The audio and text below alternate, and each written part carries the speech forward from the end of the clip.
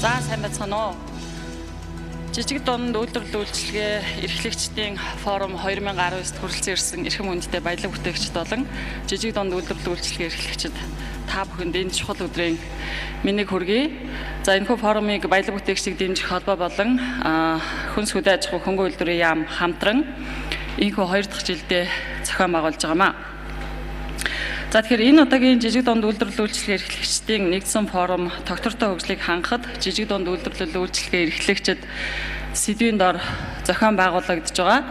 За энэхүү форумд Монгол орны өнцөг болон үрээс баялаг бүтээгчид, за мөн жижиг дунд үйлдвэрлэл үйлчилгээ эрхлэгчдийн төлөөлөл хүрэлцэн ирснээс гадна бодлого тодорхойлогчид, бодлогыг хэрэгжүүлэгчид, за төрийн холбогдох байгууллагуудын эрх бүхий албан тушаалтнууд хүрэлцэн ирснээрээ бас онцлог байгаа юм. За ингээд цаг зав гаргаж энэхүү форумд хүрэлцэн ирсэн та бүхэндээ бас талархснаа эхлээд илэрхийлье. Өнөөдөр жижиг дунд үйлдвэрлэл үйлчилгээ эрхлэгчид та бүхний ажил үйлс ямар байна, энэ салбарын үйл ажиллагаа ямар байна, цаашдаа яах вэ гэдгийг өнөөдрийн нэгдсэн форум дээр үндсэндээ ярих юм аа. За ингээд энэ удаагийн жижиг дунд үйлдвэрлэл үйлчилгээ эрхлэгчдийн нэгдсэн форумыг аль бие усаар нээж өгнө хэмээн баялаг бүтээгчдийг дэмжих холбооны ерөнхийлөгч Даваа Баяр таныг тайзнаа урьж байна.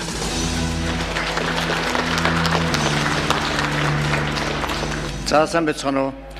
Өнөөдрийн арга хэмжээний урилгыг хүлээн авч хүндэтгэн ирсэн жашид төлөөлөгчид мөн одоо нийслэл орон нутгийн баялаг бүтээгчид та бүхэндээ энэ өглөөний мэндийг төшүүлье.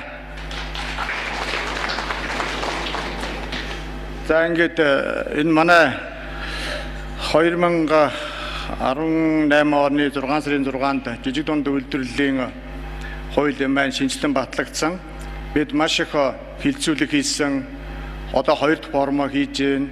Дээрээс нь орон даяар хийж бүтээж байгаа баялаг бүтээгчдийн хөдөлмөрийг телевизээр 2-2 телевизээр бүтэн 4 жил харуулсаар байтал биднэрт өгөх ёстой мөнгийг өгөхгүй байна.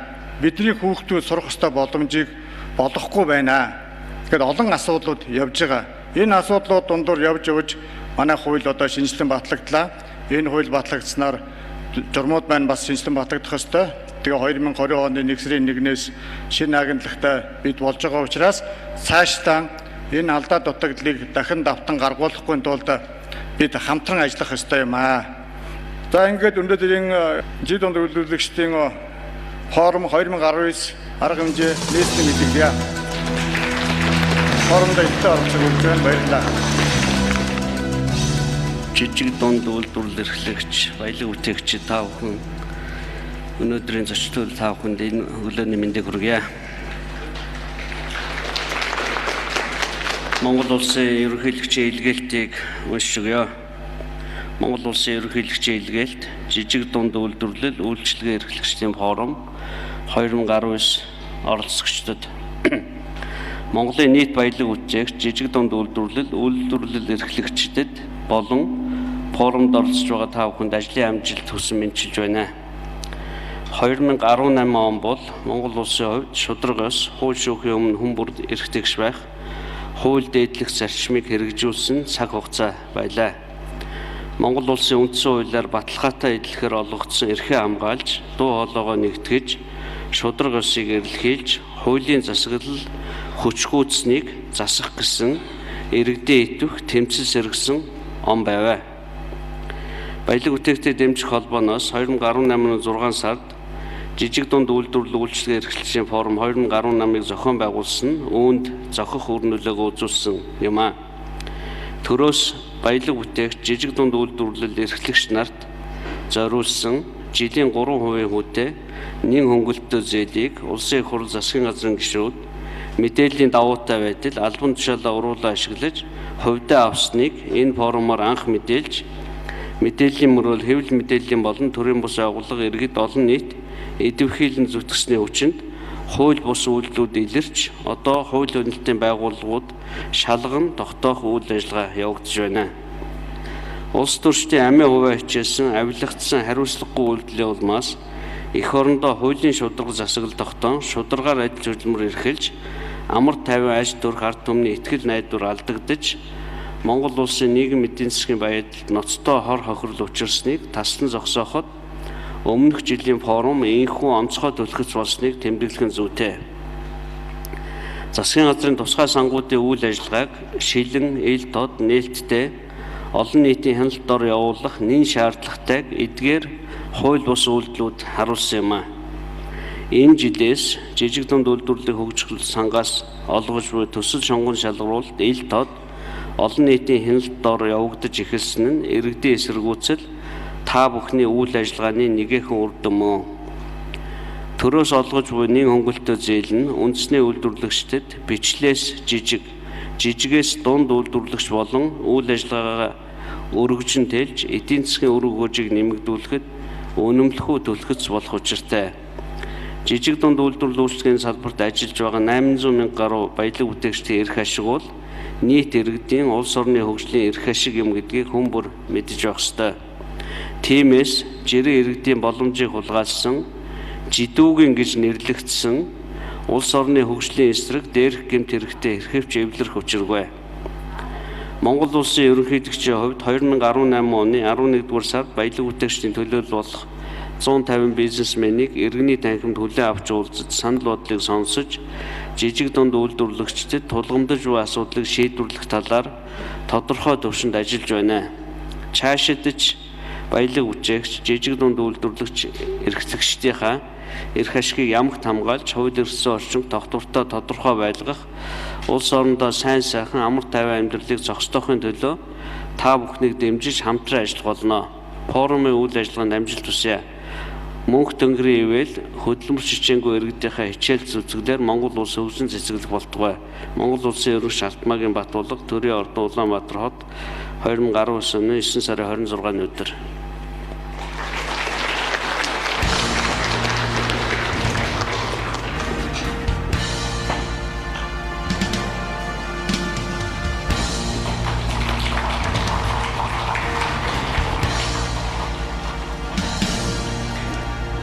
За баялаг бүтээгчид, жижиг дунд үйлдвэрлэл эрхлэгчдэдтэй илгээлтэд явуулсан Монгол Улсын ерөнхийлөгч Алтмаагийн Баттулга болон хүрэлцэн ирсэн ерөнхийлөгч намын газрын дарга энх болд нарт баярлаж талархснаа илэрхийлье.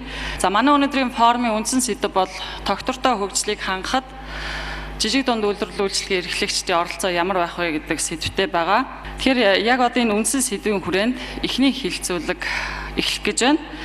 За энэхүү хилцүүлгийг Дефакто институтийн үүсгэн байгуулагч эдийн засагч Жаргал сайхан удирдах явуулнаа. Таныг тайзнаа урьж байна.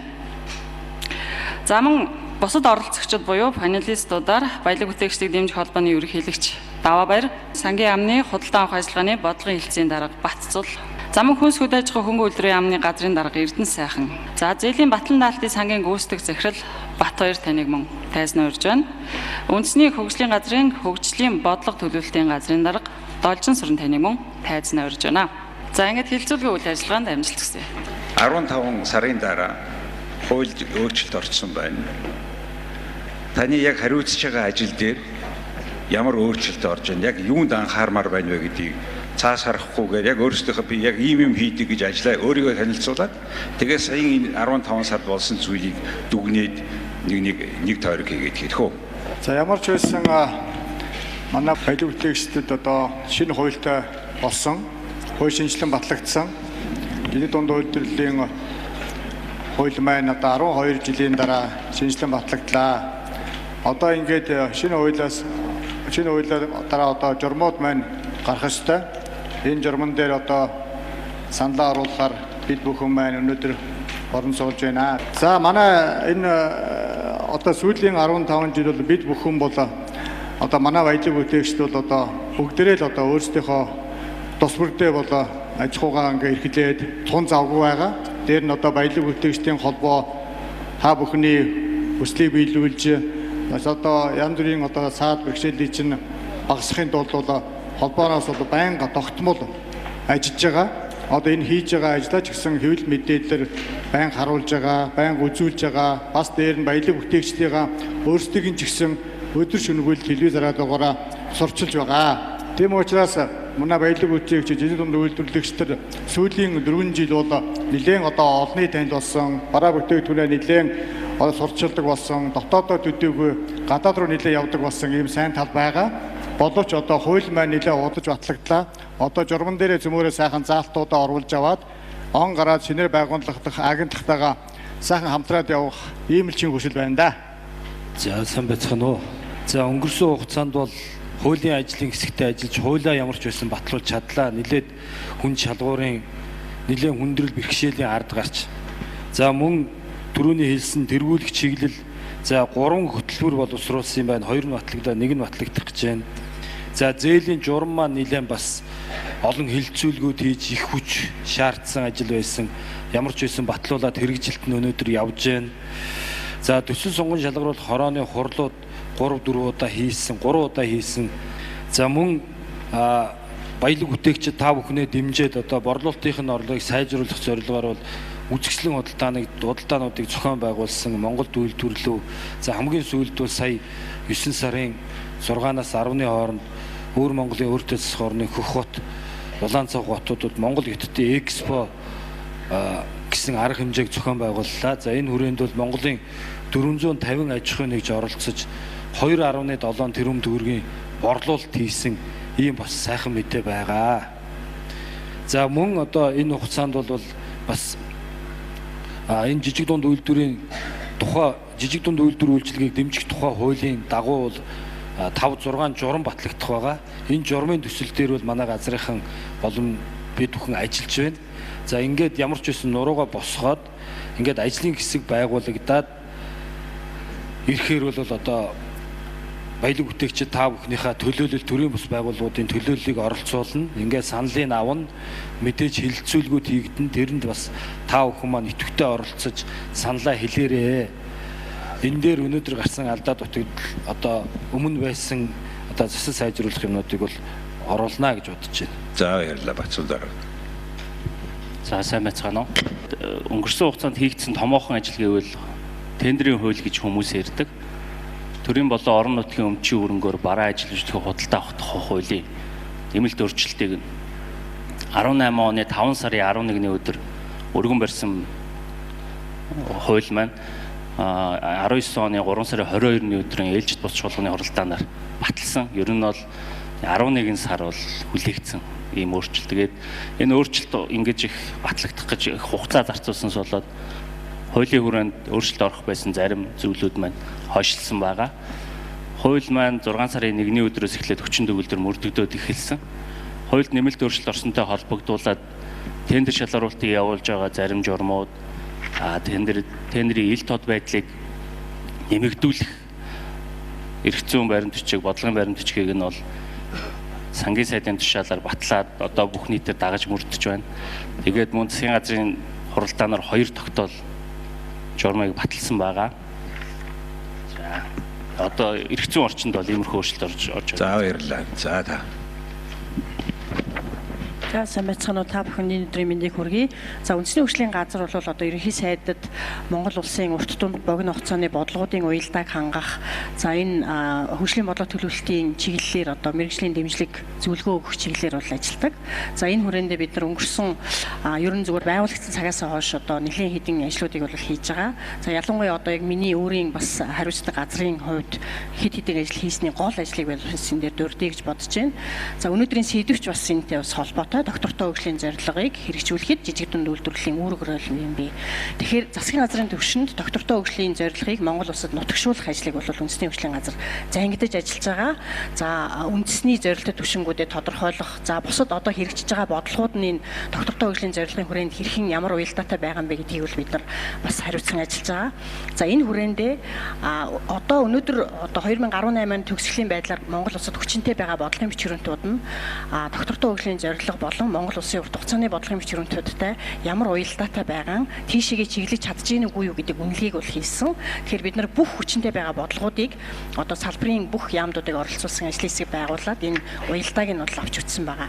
За би бас сая энэ уялдаан дотор жижиг дунд үйлдвэрлэлийн үндэсний хөтөлбөр маань орж үгүй юу гэдгийг бол салглаа. 19 оны 4 сард бол энэ хөтөлбөр батлагдсан. За яг энэ үнэлгээний дотор бол энэ жижиг дунд үйлдвэрлэлийн үндэсний хөтөлбөр бол ороогүй байна. Тэгэхээр ер нь зүгээр одоо яг цаашдаа одоо үндэсний хөгжлийн газрын зүгээс яриад байгаа ер нь Монгол улсын хэмжээнд хамгийн гол ялангуяа бодлого дээр тулгардаг асуудлууд бол ерөөсөө бодлогын хоорондын уялдаа нэгдмэл цогц байдал тэр алсын хараа руу чиглэж байгаа байдал дээр маш их асуудалтай байгаа. Өнгөрсөн одоо 30 жилийн хугацаанд бид нар энэ дээрээ бодлого дээр маш их алдаж ирсэн. Энийг бол сайжруулахын төлөө бол одоо бүх талаараа хүчин чармаалт гаргахгүй бол энэ бол нэлээд том ажил юм аа гэж үзэж байгаа. Тэгээд наривчлыг бол дараалал. За баярлалаа. За баярлалаа. Энэ зөвлөгөөнд оролцож та бүхний өдрийн мэндийг хүргэе. Өнөөдөр хуулийн шинжилгээний асуудлаар сан бол өөрөө зээлийн батлан даалтын сангийн тухай хууль гэж улсын хурлаас баталсан хуультай хуулийнхаа хүрээнд үйл ажиллагаа явуулдаг байгууллага. За жижиг дунд үйлдвэрлэл эрхлэгчдийг хөгжүүлэх сангийн тухай хуулийн ажлын хэсэгт бол зээлийн батлан даалтын сангаас буюу одоо сангийн гүйцэтгэх захирал миний бие ажлын хэсэгт орж ажилласан. За мөн одоо энэ баялаг бүтээгчдийн холбооноос гаргасан саналууд, худалдаа аж үйлдвэрийн тэнхимээс гаргасан саналууд, мөн одоо сангийн өөрийн одоо зээлийн батлан даалтын сангаас гаргасан саналууд энэ төр бол бас энэ хуулинд бол нэлээд туссан ач холбогдолтой хууль болсон гэж миний зүгээс үзэж байгаа.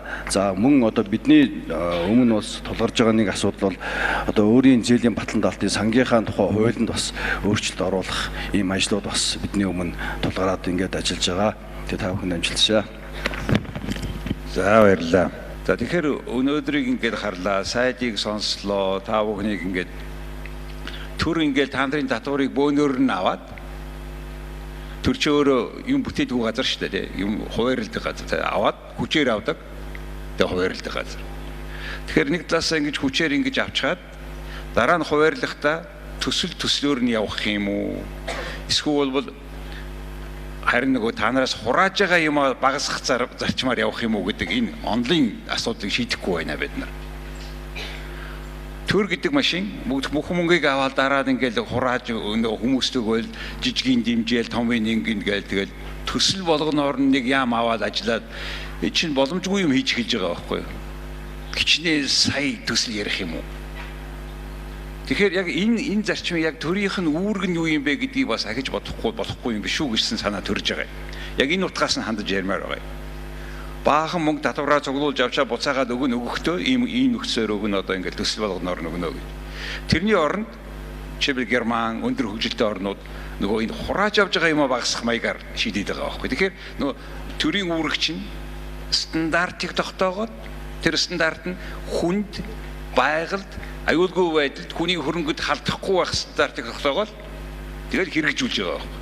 Хэрэгжүүлсэнд нь авж байгаа татвараа багасгах маягаар Герман ингэж яваад байгаа байхгүй. Ийм маягаар нэг хандуул яасан юм бэ гэсэн ийм нэг санаа зүгээр би өөрийн зүгээс мошн болгож ярьж байна.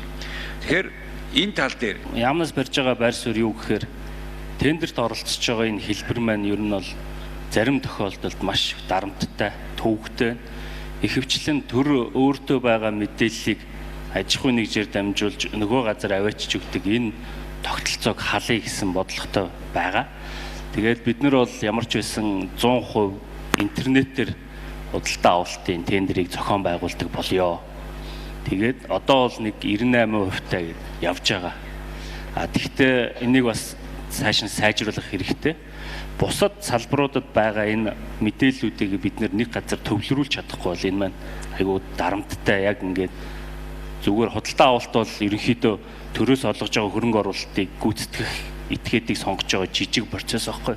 Энэ процесс чинь өөрөө ингээд процессын хувьд алдаа гараад ахаар ийм хар мэдээллийг дагуулад сөрөг тал бий болгоод.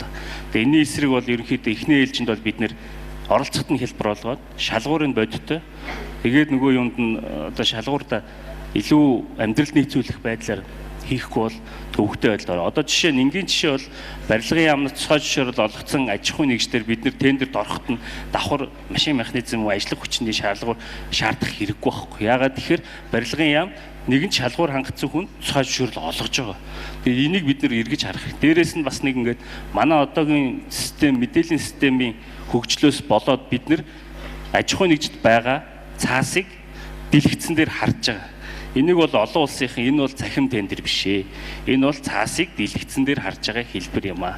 Мэдээллийн бааз гэж байгаа шүү дээ. Тэр мэдээллийн бааз. Тэгэхээр нөгөө хуулиараа Монгол улсын мэдээллийн төв рүү бүх энэ төрийн байгууллагууд мэдээлэл өгөөд тэгээд тэрийг бусна бүгдээр их харах техникийн бүх боломж байгаа шүү. Тий. Одоо хэрэглэх газар дээр хур систем гэж боловсруулж байгаа. Энэний хөгжил маань нэлээд өндөр түвшинд хүрэх юм бол явандаа энэ аж ахуйн нэгжүүд маань зүгээр үнийн саналаа гар утсаараа ч юм уу өгөөл тендерт оролцдог хэмжээтэй болох хэмжээнд хүртэл хөгжүүлэхээр явж байгаа. Одоо бол санхүүгийн тайлан өгөхгүй байгаа, татврын тайлан тодорхойлт өгөхгүй байгаа, банкны тодорхойлтууд болон цахим тендерийн баталгаа эднүсийг бол цахимаар гаргачихж байгаа. Одоо шүүхийн байгууллага, шүүхийн шийдвэр гүйцэтгэх ерөнхий газрын мэдээллийн баазтай холбогч байгаа. Тэгээд он гарснаар бид нар нийгмийн даатгалын сантай холбочих юм бол аж ахуйн нэгжийн ажиллах хүчний талаар мэдээллийг авах шаардлагагүй болно. Тэгэхээр ер нь бол энэ төрийн өөрийн мэдээллийг авах өгөх процесс айгүй удаан явж байгаа. Техникийн хувьд хорвоо дээр бас бүх орнууд хийцэн байгаа. Тэгээд одоо хүмүүс гар утсаараа хамаагүй илүү мэдээлэл авж байгаа байхгүй юу? Тэгэхээр энийг анхаармаар байгаа төр дээр нэгдүгээр, хоёрдугаар та ярьж байна. Энэ одоо жишээл ноос ноолуурынхан байгаа, ойдлынхан байгаа. Энэ салбарын хүмүүсийг өөрсдийн тэр тендертэйгээ уйж өгвөл харилцан мэдээлэл биеинд өгөхөөс сонголтоо байдгүй юм байна. Хоёрдугаар та нарын ажлыг 10 дахин хямдарчих байхгүй. Нөгөө багасгачих байхгүй. Энэ талаас нь та юу салбар жишээл барилгын одоо тэр салбарын тусгай зөвшөөрөл юм хийж одоо барилгын холбоо нөр аваа явчлаа шүү дээ. Тэгээд энэ дунд жижиг үйлдвэрүүдэд юу мал аж ахуй эрхэлж байгаа хүмүүст эсвэл мах ингээ хийх тийм бодлого байна уу? Одоо улсын төсвийг бол хоёр хувааж байгаа. Хөрөнгө оруулалтын бол урсгал зардал гэдэг. Хөрөнгө оруулалтынх нь бол нэг удаагийн чанартай бүтээн байгуулалтын ажлуудыг тусгадаг. Төсвийн тухай хуулийн 2 дугаар авсралт гэдэг ингээд сайдуудаар төсвийн эрхлэлнээс баталждаг. А урсгал зардал гэдэг бол ер нь бол олон нийтэд ил байдаг. Хөрөнгө оруулалтын чагсаалт бол харах боломжтой. Урсгал зардал нь болохоор нөгөө эдийн засгийн ангиллаараа хүнс хувцас хэрэглэл гэх мэт одоо ингээд ангиллаараа батлагддаг.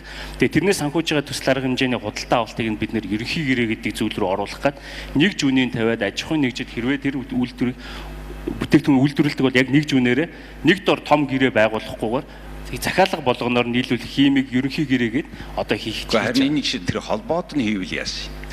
Холбоонд хийх гэхээр төсвийн харилцааны асуудал төр жоохон хүндрэл тулгардаг.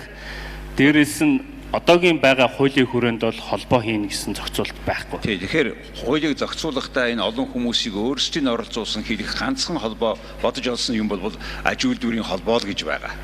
Аж үйлдвэрийн цементийн үйлдвэр гэтэл бие биендээ мэдэгдэхгүй байж байгаа 4 зэрэг үйлдвэр байгуул одоо дөрвөлээ бие бинийгээ дампууруулж дуусчих шин. Яг ийм чиглэлээр явчих гээд байна тийм ээ. Тэгэхээр энийг энэ жахын хууль журмыг хийвэлдгээр юм уу гэсэн юм санаа хүмүүст яваад байгаа тийм. За юу хэн дээр Эрдэнэ сайхан дарга холбоонуудын жижиг дунд үйлдвэрийн саналыг гаргахад хин мөнгө очих энэ тэр холбоонд нь өгвөл холбооны гишүүд бие биендээ мэдээлэл өгдөг. Ер нь бол мэдээлэл хаана их л цуглардаг вэ гэхээр мэдээллийг хинд өгвөл ашигтай вэ гэдгээс л цугларна шүү дээ. Мэдээллийг холбоондоо л өгвөл ашигтай байгаа шүү дээ. Энэ талаас нь та энэ ажлаа хөнгөлөхөд яаж харж байна? Энэ бол ер нь чиг хандлага бол зөв. Дэлхийн чиг хандлага ч гэсэн нөгөө public private partnership тийм ээ.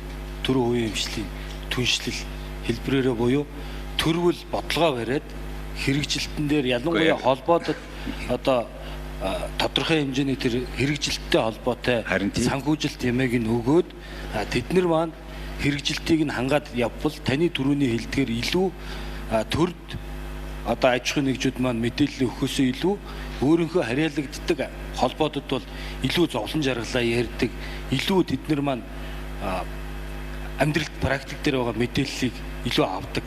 Тэгэхээр тэр хэрэгжилтийг хийхэд бол тодорхой хэмжээний одоо төр хувийн хвшлийн түншлэлийн гэрээ байгуулад зарим ажлуудыг бол төрийн бус байгууллагуудад холбоодод бол өгөх нь ерөн зөв. За зөв энэ ахад ихэд зарим том компаниуд бүх юмд орох юм. Нэг руу төвлөрөөд ингээд өөрөө ингээд чангараад гадаадад гарах гээд ажиллаа хийхийн оронд өөрийн банктай юм бүх төрлийн нийлүүлдэг үйлдвэртэй машин зардаг яадаг. Босод жижигүүд нь тэрнтэй өрсөлдөх ямарч боломжгүй шүү дээ. Нэг та бүхэн яаж харж байна? Яамна хэмжээ. За энэ бол яг үнэн. Үнэхээр одоо Монголын томоохон компаниуд маань одоо экспортод бараа бүтээгдэхүүнээ гаргаад илүү дэлхийн зах зээлд өрсөлдөх ийм зорилго тавиад ажиллах хэрэгтэй. Гэтэл одоо жижиг дунд үйлдвэрлэл эрхлэгчдийн тэр зах зээлийг булаагаад тэднэртэйгээ өрсөлдөөд тэдний санхүүгийн бусад чадварын хувьд л илүү шүү дээ. Тэгэхээр ямар ч нөхцөлд одоо тендер сонгон шалгаруулалт байна уу, сонгон шалгаруулалтад давуу байдал аваад байгаа. Тийм учраас л дуу хоолойгийн тэр холбооныхоноор дамжуулаад илүү ашигтай байна л гэж хэлээд байгаа. Зөвхөн дэлхийн тэгж ажиллаад байна шүү дээ. Тэр олон хүмүүс чинь нийлсэн газраа илүү дуу хоолойтой байна л гэж. Энэ санаа гаргаач гэсэн. За та холбоодуудад нь тэр эрх мэдлийг илүү өгөөч гэсэн маягаар хандвал. Сая батлагдсан жижиг дундын хуулийн дээр бол зарим ажлуудыг төрийн бус байгууллагаар гүйцэтгүүлнэ гэсэн заалт шинээр орж ирсэн. Мөн мэргэжлийн холбоодын тухай хууль одоо төсөл явж байгаа. Энэ хууль батлагдах юм бол мэргэжлийн холбоо албан ёсоор хуультай болоод одоо манай холбооны гишүүд маань одоо цаашаага ингээд тэр бүх юм одоо холбоогоор дамжаад явах юм боломжтой юм эрхцэн орчин бүрдэх тэрийг л хүлээж байгаа. Монголын энэ бодлогот чинь одоо уялдаа нүнхээр болохоо байчжээ гэж. Одоо ингээд хараад байхад ингээд дараа нар юу ярьж байгаа гэсэн ийм хөтөлбөр боловсруулаа л гэдэг байгаа. Ингээл яриад байгаа. Гэхдээ тэгээ хуучин яатсан бэ хин ч хариулахгүй байгаа байхгүй. Ягаад гэвэл мэдэхгүй байгаа байхгүй зөндөө олон. Тийм учраас энэ талаасаа та яг шаарч. За юуны төрөнд ерөөсөө төр яг юу хийх ёстой юм бэ гэдгийг маш сайн тодорхой болгох ёстой юм шиг байна. Тэгэхээр хамгийн түрүүнд эхлээд төр өөрөө Монгол улс ер нь потенциал нь юу юм, нөөц нь юу юм, ямар цаг хугацаанд яаж хөгжих юм. За яг өнөөдөр жижиг дунд үйлдвэрлэлийг ярьж байгаа тохиолдолд нийт Монголын ард түмнийг сайн сайхан амьдруулахын тулд нөгөө ажлын байраар нь хангах одоо хүмүүсийг ажил орлоготой байлгах потенциалыг бий болгох энэ жижиг дунд үйлдвэрлэлийг хөгжүүлэхийн тулд энэ салбарыг тэгвэл төрийн том бодлогоор яаж дэмжих юм. Энэ салбар чинь өөрөө хөгжихийн тулд дан ганцхан одоо юу тийм нэг салбарчилсан байдлаар хөгжих ямар ч болцоогүй. Өөрөөр хэлбэл энэ болсон хүчний асуудал яригдана, санхүүжилт яригдана. Энийг бусад салбаруудтай одоо кластер маягаар гадаад худалдааны бодлохоор гайлаар гэд бүх юмыг оролцуулж ийж энэ салбар чинь өөрөө босч ирэх шаардлагатай. Тэгэхээр төрийн үүрэгч нь эднүсийг бүгдээрингийн том зургаар нь цогцоор нь хараад эннийх нь яг аль хэсгээр нь юу нь болохгүй байгаа гэдгийг нь тодорхойлоод тэгвэл тэрлүүгээ юун дээр нь анхаарах үү гэдэг энэ зураглалыг хийдэг төрийн институт өнөөдөр манайд дутагдaltaй байна. Яам болгон салбарчилт зөвхөн өөрийнхөө салбарын асуудлуудыг л хийгээ яваад идэг. Хоорондоо ийм уялддаг. Тэр уялдааг нь хангадаг функц ерөөсөө гарч ирэхгүй байхгүй. Чадварчаа хүрхгүй. Тэрийг хийлгүүлэх хүчийг одоо том улс төрийн зүгээс ч ерөөсөө гаргахгүй байна. Тэгэхээр энэ рүү анхаарахгүйгээр бид нар доороос нь ганцхан нэг жижигхэн ямыг хараад нөгөө өөр асуудалтайгаа уялдаатай амьдрал явуулдаг учраас энийг хамгийн сайн харж хийж болох тэр төрд байгаа тавал тодорхой бүтц байхгүй байна гэж. Гэхдээ энэ хамгийн ойрхон байгаа тэр бүтц нь танай үндэсний хөгжлийн газар юм шүү. Үндэсний хөгжлийн газрыг байгуулахдаа энэ одоо яг бүх уялдааг нь хангуулж өөрөөр хэлбэл энийг хийхийн тулд тодорхой статус, чиг үүрэг, боловсон хүчний чадвах бүх юм өгөгдөж хийгдэж ах шаардлагатай. Ерөөсөө ямар одоо энэ бүтцийг хийхдээ ерөөсөө дутуу харддаг юм уу гэж би ойлгоод байгаа. Боловсон хүч нь ямар хүмүүс энд одоо чадвартай хүмүүс ажиллах хэрэгтэй юм тий. Дутуу харж байгаа энэ шалтгаан нь юу вэ? Нэгдүгээр улс төрийн шалтгаан байгаа бах. Би бол зөвхөн хувийн таамгаа хэлж байна. Хоёрдугаар энийг том зургаар нь яах ёстой вэ гэдгийг харж энийгээ хийх чадвар тутаж байгаа юм болов уу гэж байна. Та одоо энэ зээлийг баталгаа өгж байгаа. Хаана ямар мөнгөөр баталгаа өгөх юм? Ер нь энэ зээлүүд одоо саяхан нэг хурлын гишүүн хэлж штэ. Их гоё нэртэй юм байгаа юм. Итгэлийн зээл өгнө гэж. Тэр хаанаас мөнгө өгөх гэж байгаагаа ердөөсөө ярихгүй гэдэг анзаарсан уу? Юм өгнө л гэдэг. Хаанаас өгөх ярихгүй байгаа. Өөрөөсөө өгөх гэж байгаа юм уу? Төрөөс өгнө гэж байгаа бол танараас авах гэж байгаа шүү дээ. Тэгээд та нар зөвшөөрч байгаа юм уу? Тэгээд таны мөнгийг ингээд нэг хүн ингээд амлаад яваад байгаа байхгүй юу? Тэгээд хиний мөнгө амлаад байгаа учраас олдохгүй байдаг шиг танай тэр зээлийн баталгааны чинь мөнгө хаанаас гардгийг хичнээн юм болж энэ тухайга нэг товч ярьж өгөөч. За энийг бол одоо Монгол Улсын засгийн газраас манай санд 2013 онд байгууллагт 12 онд байгуулагдахад 5 тэрбум төгрөгийн их усрыг өгч ирсэн юм лээ. За өнөөдрийн байдлаар бол бид өөрийн нөөц болцоогоор сүүлийн 2 жилийн хугацаанд бол энэ өөрийн хөрөнгөний хэмжээг 10 тэрбум төгрөгсөн. Одоо яг хуулиараа бол бид нар нөгөө татвар төлөгчдийн одоо юу гэдэг та түрүү асууж байсан тийм ээ. Татвар төлөгчдийн мөнгийг аваад буцаагаад өгч байгаа биш. Эсвэргээрээ манай сан бол арай онцлогтой. Энэ мөнгийг одоо 20 дахин хуулиараа 20 дахин нэмэгдүүлсэн хэмжээнд батлан даалт гаргах юм болцоотой байгуулга юм байна. Тэгээ өнөөдрийн байдлаар бол бид нэр өссөн дүнгээрээ 700 гаруй аж ахуйн нэгжид 170 орчим тэрбум төгрөгөнд 90 орчим тэрбум төгрөгийн батлан даалт ингээ гаргацсан энэ олон бизнес эрхлэгчдийг дэмжиж ингээ ажиллаж байгаа. сүүлийн 2017 оноос хойш Азийн хөгжлийн банктай бид нар хамтарч ажиллаж байгаа. Азийн хөгжлийн банк бол одоо үе шаттайгаар 2021 он хүртэл биднэрт Монгол улсад 60 сая $60 өгж байгаа. Яг энийг бол яг энэ цэвэр одоо их үүсвэртэй хэлбэрээр жижиг өгж байгаа юм уу, зээлж байгаа юм уу? Манай санд зээлсэн байгаа. Зээлж байгаа. Энийг сайн анзаарахгүй нь улс орн чинь Азийн хөгжлийн банк үнгүй юм өгöd байгаа юм шиг яриад байгаа байхгүй. Энэ зээл маань 2034 он хүртэл хэрэгжих юм төсөл урт хугацааны төсөл. 2034 онд дараагийн үед төлөхөөр зээлүүд байгаа юм л да. Бүх зээлүүд. Тэгээд тэрийг бид нэр эргээд батлан даалт хэлбэрээр жижиг дунд үйлдвэр эрхлэгчнэрээ маш урт хугацаатай 10 жилийн хугацаатай одоо Монголд банкудтайгаа арилжааны банкудтай хамтарч ажилладаг. За арилжааны банкнуудтай хамтарч ажилласнаар хүүгийн түвшиг маш сайн бууруулж чадсан. Өнөөдөр жилийн 12% үедээ ийм зээлийг урт хугацаанд ингээд олох юм боломжийг олгоод ингээд ажиллаж байгаа. За 700 аж ахуйн нэгжид 90 тэрбум төгрөгийн 10 хүртэгчээр барьцаа гаргацсан байна тийм ээ. 700 аж ахуйн нэгжид өнөөдрийн байдлаар 94 төгрөгийн батлан даалт гаргасан. Тэр аж ахуйн нэгжүүд цагтаа өгч чадахгүй яах вэ? Тэрнийг яаж зохицуулах юм? Батлан даалт бол одоо цэвэр итгэлцэлээр явж байгаа. Тухайн банк судлаад боломжтой бизнес эрхлэгч мөн тийм энэ бол жижиг дунд үйлдвэр эрхлэгчнэр үйл ажиллагааны доктортой явж байна. Зөвхөн барьцаа хөрөнгөнд дутагдaltaй учраас энэ хүн одоо 500 сая төгрөгийн зээл авахсан барьцаа хөрөнгөнд 300 сая олчод төслөө хэрэгжүүлэх боломжгүй болчиход байна. За энэ дээр 200 сая төгрөгөнд нь та нар батлан даалт гаргаж өгөөч. Цэвэр итгэлцэлээр явж байгаа. Тийм учраас манай бизнес эрхлэгчид маань одоо яг энэ төрийн дэмжлэгтэйгээр явж байгаа. Эсвэл одоо олон улсын хөтөлбөрөөр явж байгаа ийм төсөлд хамрагж байгаа тохиолдол бол үнэхээр хариуцлагатай. Дээрээс нь тухайн аж ахуйн нэгж бол өөрөө санхүүгийн хувьд одоо санхүүгийн тайлагналыг үнэн зөв болгох хэрэгтэй. Яг татвараа одоо төлдөг хэлбэрт нь орох хэрэгтэй. Ингээд санхүүгээ зэгсэлж ингэж явах юм боломжийг нээж өгнө. Монголд хүн ажил давна гэдэг чинь шүү дээ. Түрүү та татвар баг гэж ярьж байна. Татвар их. Яагаад гэвэл яг та нар ингээд 1 сая төгрөгийн хүн цалин өгөх юм бол би өөрөө бас ажил олгогчтой жоохон хитгэн хүнтэй ч гэсэн. Гэхдээ яг ингээд тооцоо хийхээр 1 сая төгрөгийн ажил хийхийн тулд таны зардал 1 сая 125 мянган төгрөг гарч байгаа. Тэрнээс ерөнхийдөө 30% төр авчиж байгаа. Янз бүрийн шалтгаанаар. Нөгөө хүн юу үдээсийг бүү мэд. Гэхдээ чи өөх ёстой хуулиараа тэгээ уйлж байгаа л гэж байгаа. Өөрийнхөө залинг өгөхгүйгээр. Би өөртөө залин тавьж үзээг ойрд. Гэхдээ би амсныхаа дагуу нөгөө хүнийг би номын орн өгөх ёстой шүү дээ. Тэгэхгүй болохгүй шүү дээ. Тэгэхээр энэс чинь болоод би 3-4 хүн ажлууд юм байгаа юм чинь 300-400 хүнтэй компани зардал ямар байна. Тэгээ үр дүнд нь яаж ингэж хүмүүс одоо сүүлийн үед ялангуяа нөгөө хагас цагаар ажилладаг хүнээс бас яг тийм татвар авдаг болсон тийм ээ. Үр дүнд нь Солонгос руу явж байгаа хүний доо эрс нэмэгдсэн. Тэгэхээр энэ утгаар нь харъя. Монголоос чинь залуучууд чинь дөрвөөд байна. Факт.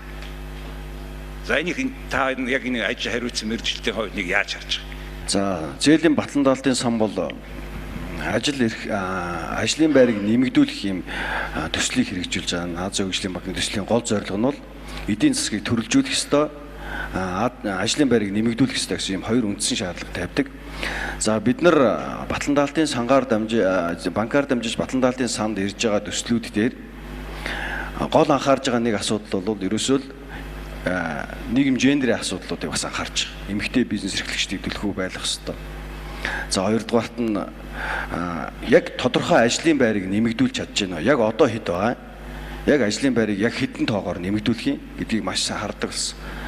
За бизнес эрхлэгчид маань одоо тэдэн үнээр нэмэгдүүлнэ, 10 үнээр нэмэгдүүлнэ, 5 үнээр нэмэгдүүлнэ гэдэг ингээд орж ирдэг л дээ.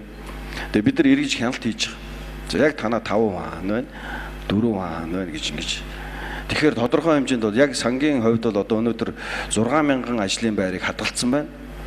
Төслүүд нөгөө 700 төсөл төр тийм ээ 6,000 ажлын байрыг хадгалсан шинээр төсөл хэрэгжснээс хойш 3,000 ажлын байр нэмэгдсэн гэсэн юм статистик байна. Энэ бол одоо харьцангуй бас боломжийн тоо гэж миний хувьд үзэж байгаа. Гол нь яг одоо нөгөө ажил олгогч жижиг дунд үйлдвэр эрхлэгч маань тэр хүмүүсээ эрүүл мэндийн даатгалтанд хамруулдаг болох хэвээр, нийгмийн даатгалтанд хамруулдаг болох хэвээр. Ийм байдлаар наадах чинь үнэтэй байгаа. Наадах чинь дэндүү үнэтэй байгаа. Тэгээд одоо сая тэр нийгмийн даатгалын газрын дарга эрүүгийн хэрэг татагдаж шүү дээ. Сонин дээр бичсэн байл. Эрүүл мэндийн даатгал яг. За аль нэг нь нийгмийн даатгалын шинтгэл дотор эрүүл мэндийн яг. За эрүүл мэндийн даатгалын газрын дарга хэрэг татагдаж. За бид олон жилийн туршид энэ мөнгөний төрийн том сангийн мөнгүүдийг удирдлагууд нь банкудад өндөр хүүтэйгээ зээлээр хийгээд ингээд зараад баяжаад яана гэд сонир дөрөв мэдээлэл байгаа тий. Тэгэхээр нэг ямар юм барж ирэх нэгдүгээрт айгүй мөнгө өгж байна. Хоёрдугаар өгсөн мөнгөнийхөө үр шимийг хинч харахгүй байна. Ийм асуудал гараад байна ш. Тэтгэвэр дээр ч гэсэн 20 жилийн турш татвар төлөөд эргээд авж байгаа мөнгө нь талхны мөнгө болчихж байгаа. Нөгөө инфляц чинь нэмэгдсээр байгаа. Манай ихч 30 хэдэн жил хүүхдийн сүүний үйлдвэрт ажилласан. Одоо авж байгаа татвар нь 250 мянган төгрөг. Тэгэхээр энэ утгаар нь бид ийм том хугацаагаар яг өнөөдөр ингэж ярьж ээж энэ бидний ярьж байгаа бодитойгоор нь хүмүүст хүрэхгүй болбол энийг тойрмоор байгаа байхгүй. Энэ дээр нэг талаар зүгээр ажил олгогчдын ажил олгогчдоор ирж байгаа тэр 10% тийм ээ дарамт юм шиг боловч нөгөө талаар нөгөө ажил эрхэлж байгаа хүний нийгмийн асуудлыг шийдвэрлэхэд бас үнэхээр хэрэгтэй байгаа байхгүй. Одоо ажилд орж байгаа нэг ажилтан хоёр ажилтан тийм ээ. Нийгмийн даатгалгүй нэг хэдэн төгрөгийн гэрээтэй ингээ гүгээд байдаг. Насны тэтгэвэр тэтгэмж одоо юу байдیں۔ Зөндөл олон юм тэр хүний ард дээр үлдэх учраас бид нэр яг ийм харилцсан ийм уялдаатай зүйлүүдийг л одоо жижиг дунд үлдэх. Энэ бол одоо бас тийм ч сүртэй одоо зүрхий дарамт болж болохгүй байгаа хаа гэж нэг юм. Болоод байгаа байхгүй да. Болоод зүхтаад байна шүү хүмүүс чинь ойлгоогүй. Хоёр талтай. Нөгөө талдаа тэр наад чинь бол ойлгомжтой. Хоёр талдаа үнэн. Гэтэ төр зардлаа багасгах хэрэгтэй байхгүй. Ердөөсөө хэлэх гээд байгаа юм тэр байхгүй тий. Гэхдээ яг энэ бодлогыг бүгдээрээ ойлголцоотойгоор энэ дээр ярихгүй болбол тэгээ бид нар ингээд гарч ирээд гой хувцастай гарч ирээд гоё юм ярьж яваад дараа нь юу ч хийхгүй болбол нийгмийн даралч нийгэм чинь юм шаардж байна гэдгийг өнөөдөр хийж байгаа үстэй бид нар. За үндэсний хөгжлийн газар. Одоо өнөөдөр яг энэ панел дээр сууж байгаа хүмүүс ерөнхийдөө яг янз янзын чиглэлээр ажиллаж байгаа учраас янз янзын өнцгөөс нь яриад байна. Би бол одоо жишээлх юм бол ерөнхийдөө ингэж бодлогуудын том уялдаа холбоо талаас харж байгаа учраас тэр өнцгөөсөө л бас дахиж ярина. За нэг талаасаа зөвхөн ганцхан жижигхэн үйлдвэрлэл гэхгүй. Нэг талаасаа одоо ажил олгогчид томч бай биш жижигшээ бизнес эрхэлж байгаа ажил олгогчид хүн ажилуулах гэдэг нөгөө ажиллах хүнийг нь олддоггүй. Зовлон бэрхшээлтэй. Яг тэдний шаардлагаж байгаа тийм хүмүүст нь олдохгүй. Нөгөө талдаа ажил хүмүүс байгаад идэг. Энэ чинь өөрөө юу гэсэн үг юм? Хэрэгцээтэй шаардлагатай хүмүүсээгээ бид нар бэлдэж чадахгүй байна. Нөгөө шаардлагагүй ихтэй сургуулийн одоо олон оюутнуудыг ингэ бэлтждэг гар ажилгүй байдаг. Тэгэхээр энд чинь ерөөсөө төрийн бодлого уялдаагүй зохицуулалтгүй явж байгааг нэг жишээ энд яваад байгаа байхгүй. Миний түрүүний хэлэх гээд байгаа санаа чинь юу вэ гэхээр төр засгаас улсын их хурлаас засгийн газраас яамдуудын түвшинд альч түвшиндөө том зургаараа харсан энэ шийдлийг цогцоор нь харж шийдэхгүй байгаа байхгүй юу? Энийг шийдэх хэрэгтэй гэдгийг хичнээн хэлээд улс төрийн шийдэл гаргах хэрэгтэй байгаа. За логик нэг хэлье. Яагаад тэгэхээр төр чинь өөрөө том энэ зургийг гаргахгүй. Компани жишгээр хэлье. Компани удирдах байгаа айл, компани удирдах байгаа хүмүүс манай компани яаж өсөж дэвчих юм бэ гэдгийг том зургаар нь хараад боловсон одоо энд ажиллаж байгаа хүмүүсээ яаж хөгжүүлэх юм? Бид нар ямар технологиг яаж авах юм? Эдгээр хоорондоо яаж үйлдэх? Ямар санхүүжилт гэдгийг том зургаар харж ээж хөгжүүлдэг шүү дээ. Түүнээс за энэ технологийн чи өөрөө мэдээд ингээ хий. Гаргаад ир.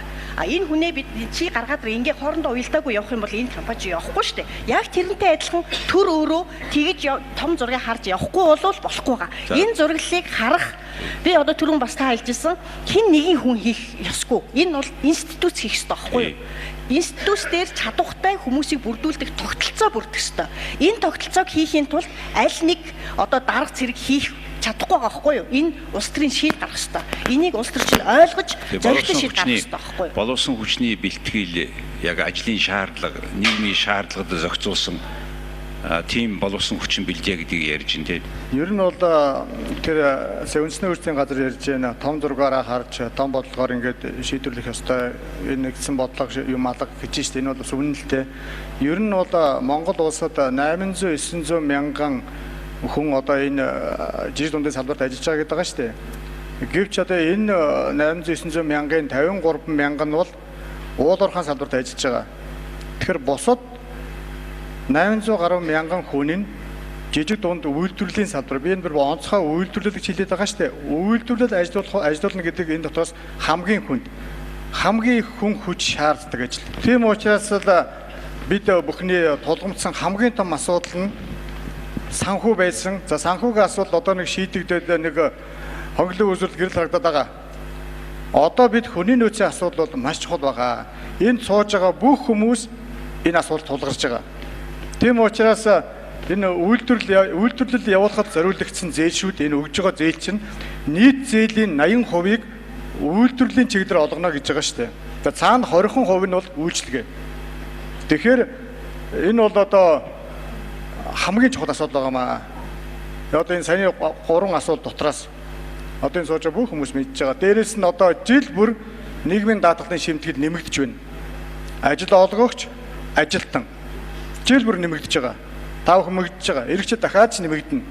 За мэдээж түрүүчийн бас хүмүүсийнхээ хэлсэн тэр өөрийнхөө санааг эхлээд нэмчээ. За мэдээж төр байх хэвээр. Төр байвал татвар байдаг гэдгийг бид бүхэн мэдж байгаа. За төрийн байгууллагууд буюу ард нь иргэд бас ажиллаж байгаа хүмүүс ажиллаж байгаа. За энийг бол чадахжуулах хэрэгтэй. Өнөөдөр үнэхээр бас нийт төрийн албаа агчид гэж бол хэлэхгүй байна. Тодорхой түвшиндээ бол бас одоо таны хэлдгээр бас учир дутагдaltaй бол төрийн албаа агчид бий. Энэ асуудлыг шийдэхийн тулд бол Монгол Улсын засгийн газар улсын их хурл бол төрийн албаны тухай хуулийг баталсан. Одоо хэрэгжиж эхэлж байгаа. За энэ хуулиар бол таны түрүүний хэлээд байдаг одоо нэг сонгуул болонгууд юм уу нэг засгийн газар солонгууд тэнд байгаа мэрэгчлэтнүүд нь солигддог байдлыг бол халсан. Энэ бол Монгол Улсын хувьд бол одоо 30 жил ингээ яваад ирснийг өнөөдөр бол одоо хууль батлаа залруулж байгаа гэж ойлгож болно. За бодлогуудын уялдаа холбоог бол мэдээж хамгийн түрүүнд үндэсний хөгжлийн газар маань зохицуулах хэрэгтэй. Энэ талаасаа бол илүү харж хэлэх баха гэж. За Монгол Улсын хувьд бол одоо жижиг дунд үйлдвэрийн салбарт жижиг дунд үйлдвэрлэлд эрхлэгчдийн 88% нь бол бичил буюу 1-10 ажилтнтай байна. Жижиг дунд үйлдвэр үйлчлэгийг дэмжих хуулийн дээр ажлын байр нэмэгдүүлвэл ангиллал нь одоо ангиллал бий болгосон анх удаа гэж хэлээд байгаагийн бас нэг гол зорилго нь энэ. Бичил жижиг дунд гэж ангилсан. Өмнө нь бол жижиг дунд гээд аль нь жижигний аль нь дундын гэж мэддэхгүй тусдаа бодлого байхгүй байсан. Тэгэхээр бичил гээд 1-10 хүртэл ажилтнтай дунд гээд 10-аас 50 хүртэл ажилтнтай уучлаарай бичил жижиг гээд 10-аас 50 дунд гээд 50-аас 200 хүртэл ажилтнтай. За борлуулалтын орлогоноос тусдаа.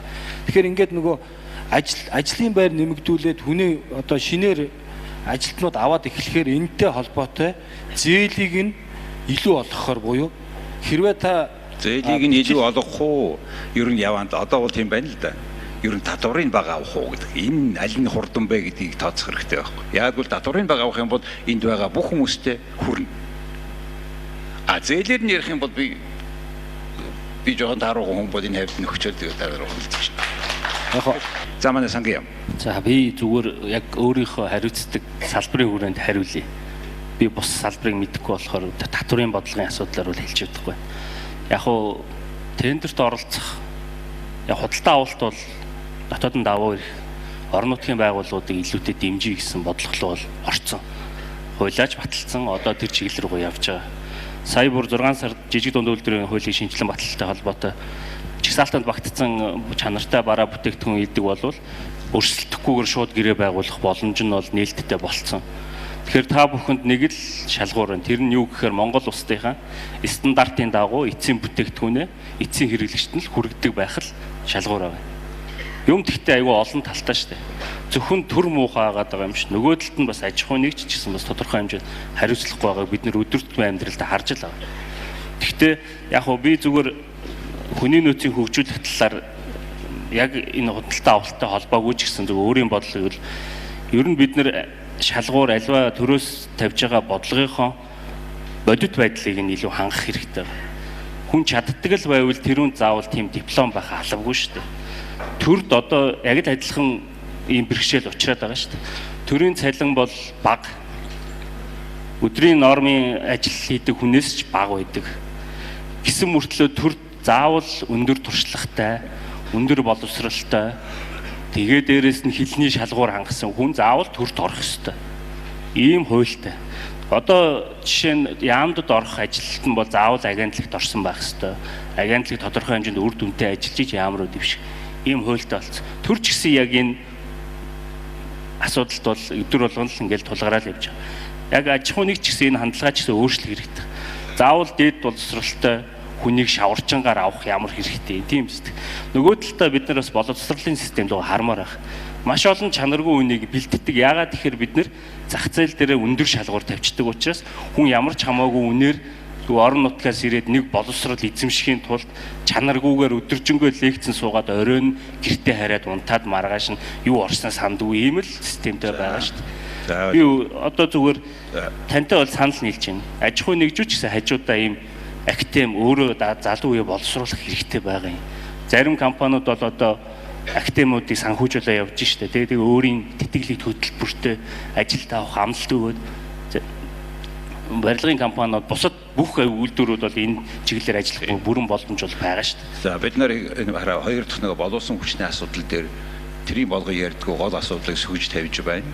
Таны хамгийн сүүлд хийсэн ялангуяа тэр байгууллагууд хажуудаа хүний сургая, бэлдъя гэдэг онолууд илүү сайн байна. Хүн болгон эндгчээ хэрэгтэй юм байна.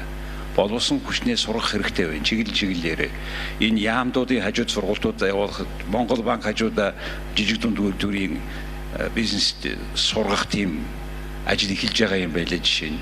Гэх мэтээр байгууллага болгон хүмүүсээс сурах гэд урам өгөхөд анхаарахгүй бол бид энийг улс даяарч орхисон байна, компаниуд ч орхисон байна гэж. За ингээд бид 3 дахь раунд энэ одоо.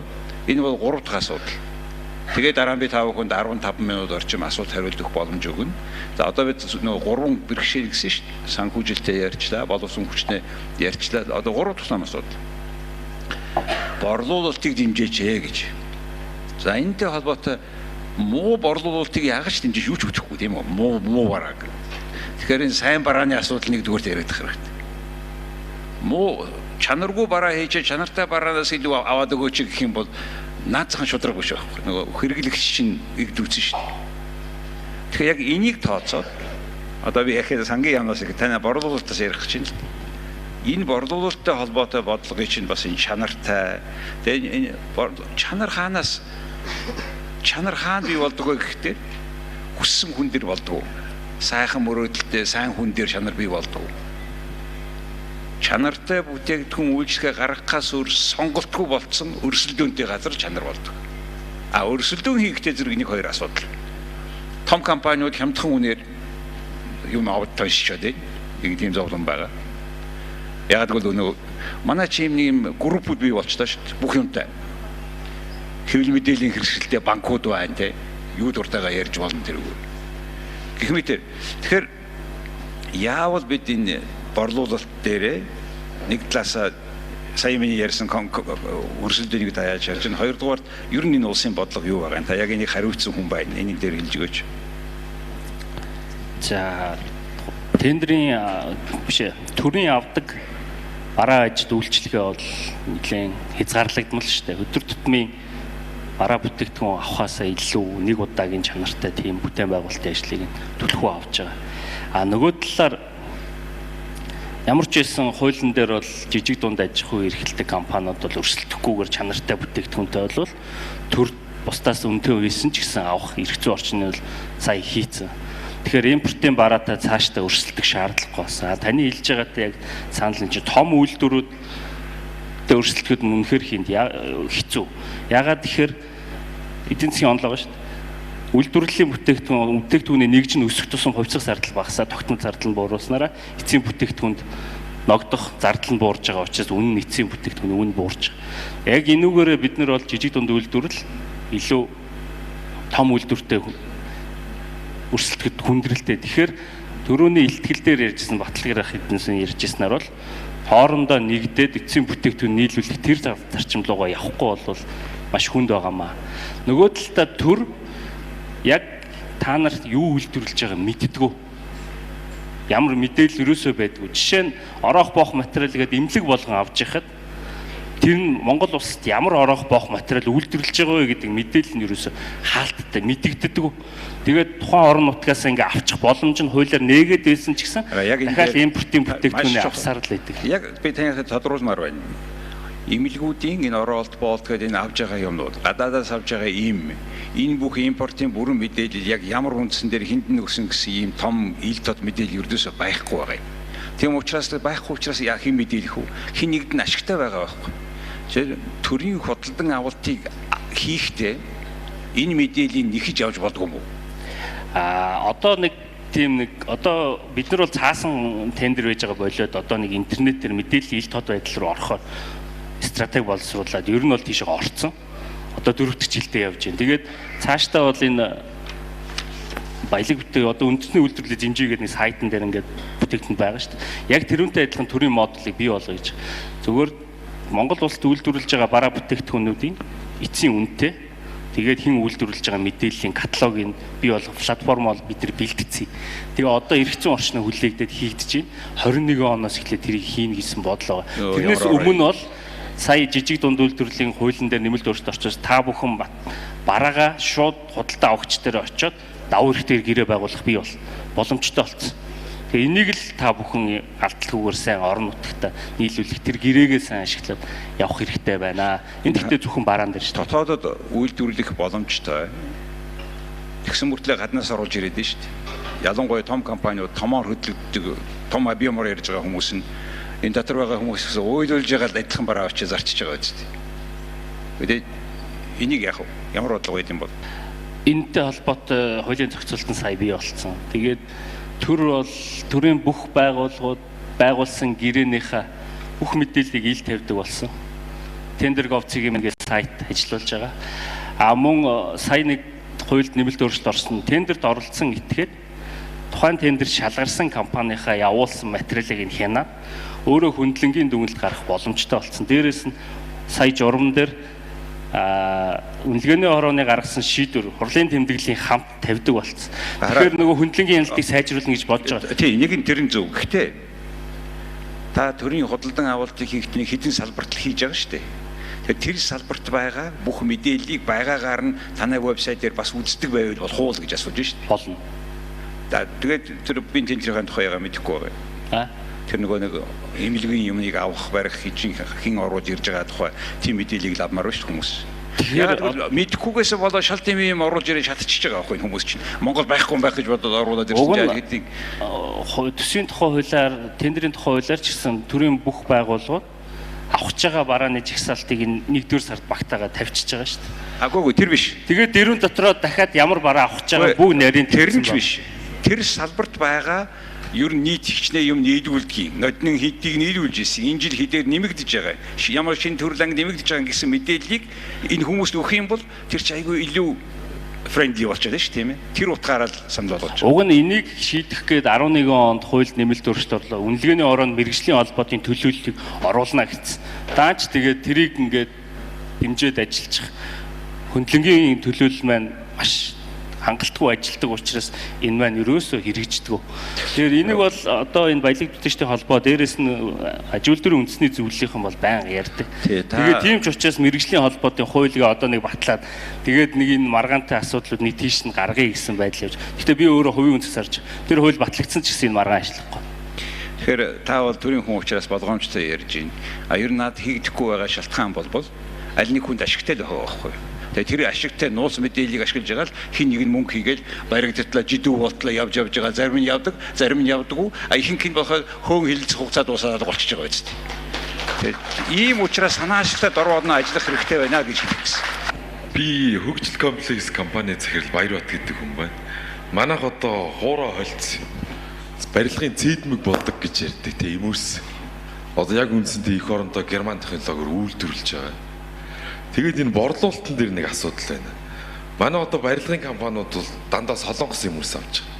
Дандаа гаднаас орж ирдэг импорт юм бараа тий. Тэгээ ингээд ерөнхий сайдын нэг тогтоол гарцсан байгаа шүү дээ. Үндэсний үйлдвэрлэлээс худалдаа авалтаа хийнэ. Яг яасан дээр барилгын компаниуд ихгүй байна. Одоо дандаа гаднаас ирсэн бүтээгдэхүүн авч байгаа шүү дээ. Тэгээ ингээд учирлаа хэлэхээр бид нар тэрийг үл аргалчт юм а гэж ярьж байгаа.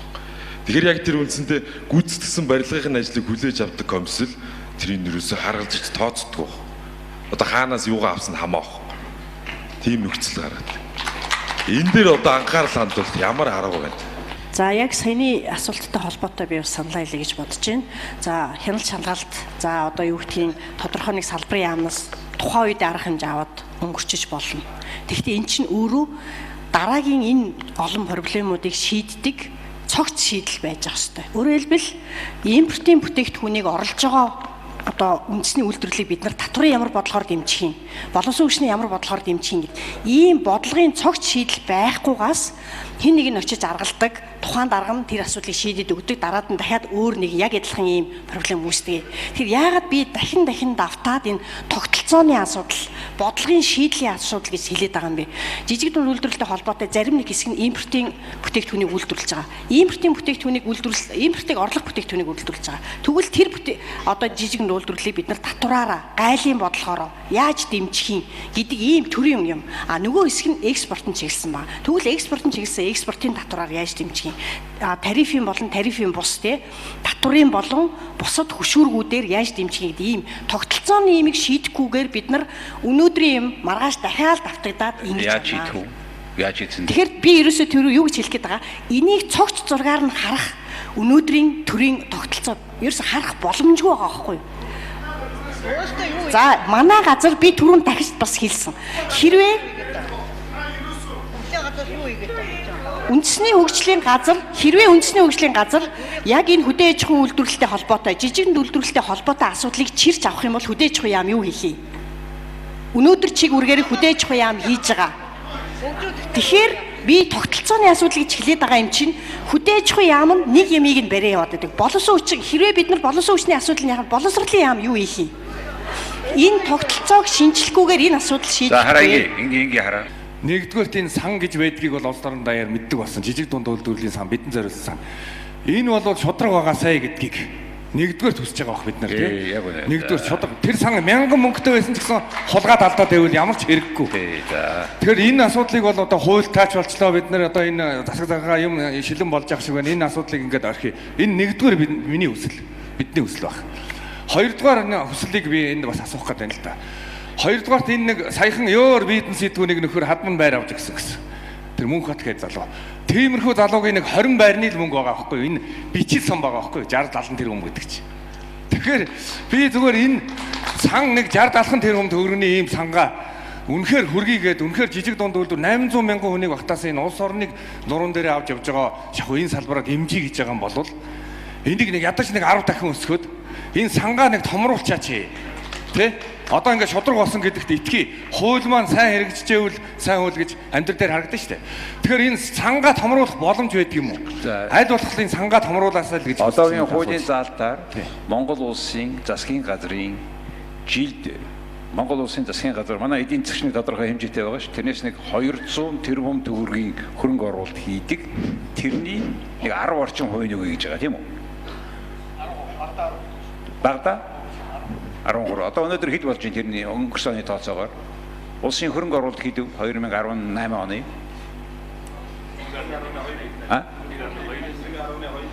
1.2 их 80 төгрөг тийм нийт хөрөнгө оруулалт.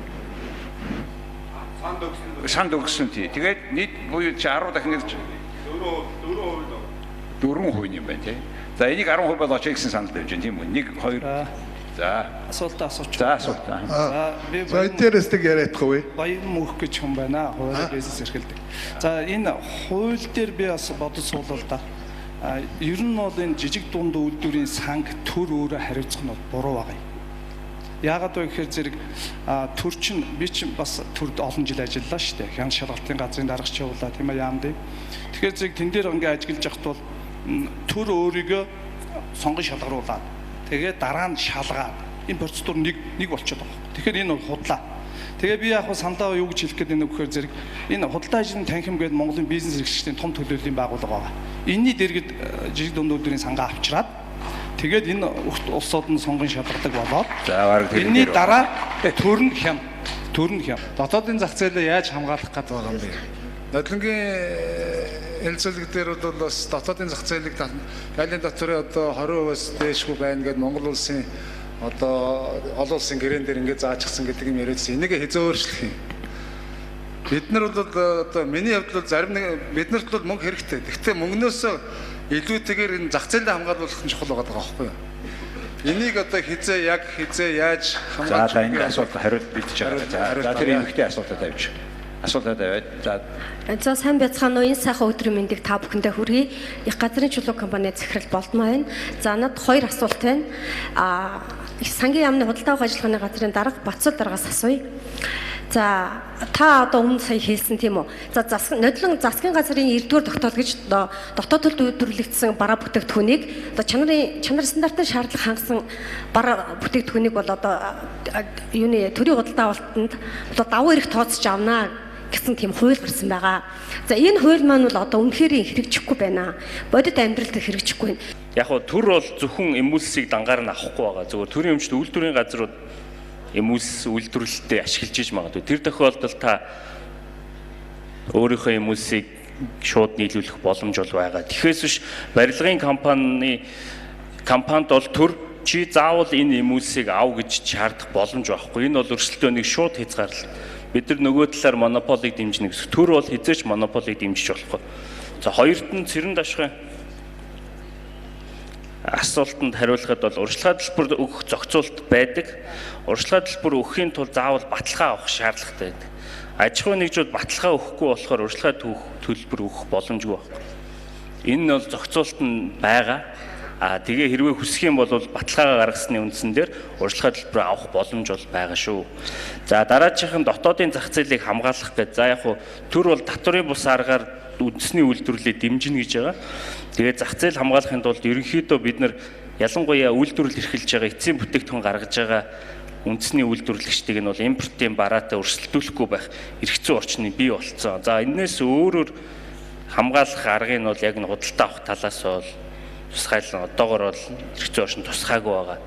За их газрын чулуу компани захирлын хүсэлттэй санал нэг байна. Тэгээд манайх энэ бодлогыг барьж байгаагийн хувьд цаашдаа энэ үндэсний үйлдвэрлэлийг дэмжиж ажиллах тендерт давуу эрх олгох нь бол хуулиар заавал шаардах ёстой болсон байгаа.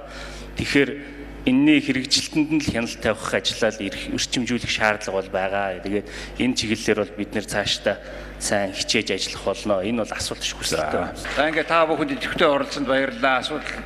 Бүгдэнд асуулт өгч чадаагүй уучлаарай. Ялангуяа Эрдэнэ сантын хүн байсан тий. Баярлалаа танд. За их баярлалаа та бүхэнд. Одоо завсарлаж байна тийм үү? За. За баярлалаа. Ингээд сонирхолтой хэлэлцүүлэг өрнүүлсэн бас та бүхэнд баярлалаа.